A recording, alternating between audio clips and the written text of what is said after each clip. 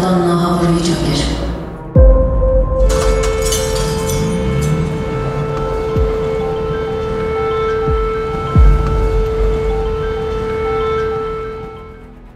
Նրանք ասում են պիտի հեռանաք։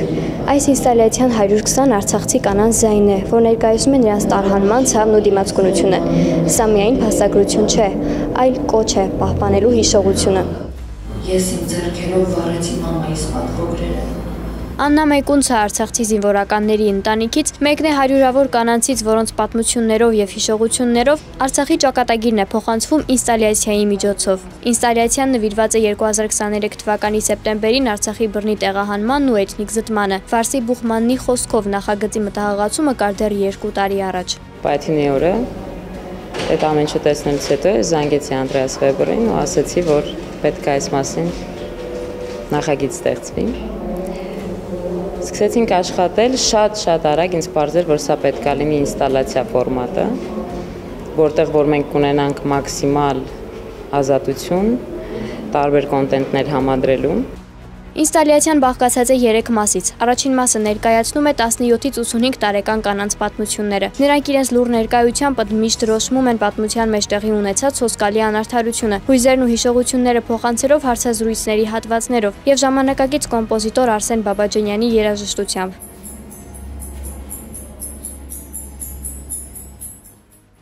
Ցուցադրության տարածքը խորհրդանշելով Լաչինի միջանցքը կառուցված է երկար միջանցքի տեսքով, որով անցել են բռնի տեղահանվածները։ Մենք տեղահանությունից հետո գնում էինք, գալիս էինք Հայաստան եւ իրականում շատ անորոշ էր ամեն ինչ, չէինք պատկերացնում ուր ենք գալիս, ինչ ենք անելու, որտեղ ենք ապրելու, ինչով ենք զբաղվելու։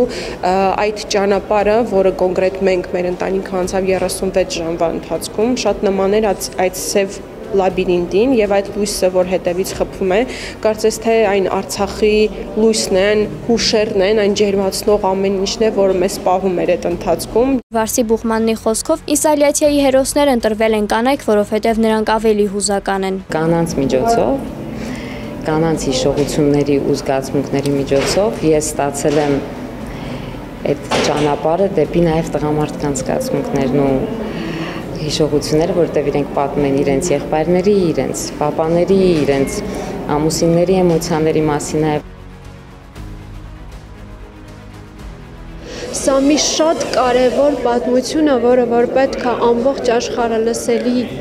լինի, որովհետև 120,000 մարդ մի ամբողջ կյանք ապրել, մեծացել եւ սիրել է Արցախը, եւ ոչ մեկը 120,000-ից չէր մտածում, մտքի թելով նույնիսկ չէր անցնում, որ կգա մի օր, ու մենք մեր տունը կլքենք, ոչ թե ինքնակամ, այլ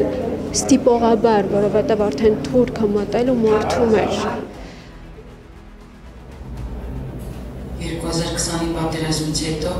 մենք սոցիալական ցանցերում տեսնում էինք, ինչպես է նրանք մտնում քրոջը Սաղաթուղթի տուն։ Ցուցադրության երկրորդ մասում նավթը ներկայացվում է որպես համաշխարհային անտարբերության եւ անարդարությունը խլացնող խորհրդանիշ, համադրվելով Արցախում հայերի թողած մշակութային ժառանգության, վանքերի, եկեղեցիների եւ քրիստոնեական բացառիկ նմուշների հետ։ Անդրեաս Վեբերի խոսքով աշխարհում բազմաթիվ ճակատագրեր կան, եւ սա դրանցից մեկն է, որն արժանի ուշադրություն չի ստանում, ուստի կարեւոր էր համարում այս թեմայով ինչ-որ բան անելը։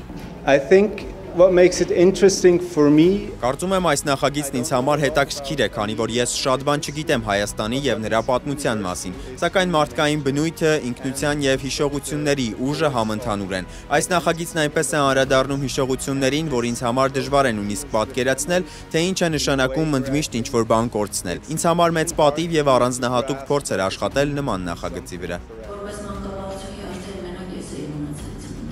Այս պրոյեկտը իր ամենագլխավոր նպատակը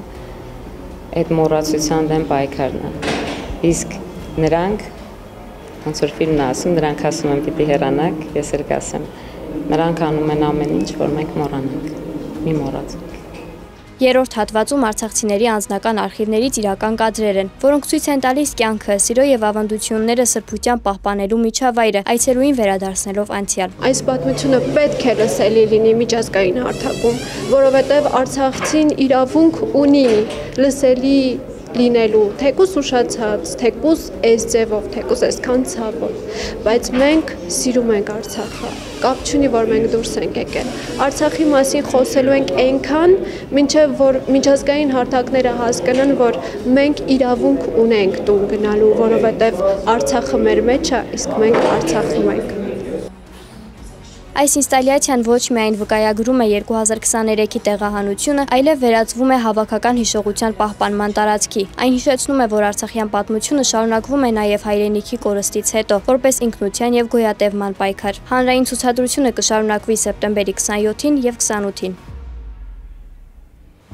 Մենք հենց այդ ծառն ենք, որ նորից աճելու ենք։ Աննա Հարությունյան, Էդգար Գուլոյան, Reopen Media։